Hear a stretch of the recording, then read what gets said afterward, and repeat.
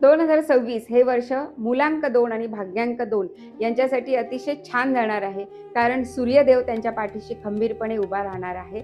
तर तुमची जी मानसिकता आहे ती डळमळीत होत असते ती या वर्षात स्ट्रॉंग होणार आहे आणि तुम्ही स्ट्रॉंगरित्या डिसिजन घेण्यास तत्पर राहणार आहात. चंद्र आणि सूर्य म्हणजे मन आणि आत्मा यांचं एकत्रीकरण झाल्यामुळे तुमच्याकडे एक वेगळ्या प्रकारचं आकर्षण आणि वेगळ्या प्रकारची महत्त्वाकांक्षा तुमच्या ठायी निर्माण होणार आहे.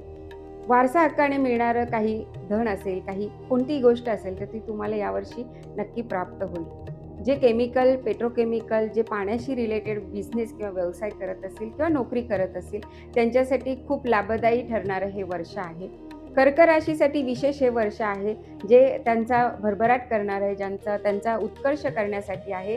कारण कर्क ही चंद्राची रास आहे आणि 2 हा चंद्राचा अंक आहे आणि या राशीला सूर्यदेवाचा 1 हा अंक पाठिंबा देण्यासाठी या वर्षात खूप महत्त्वाचा ठरणार आहे.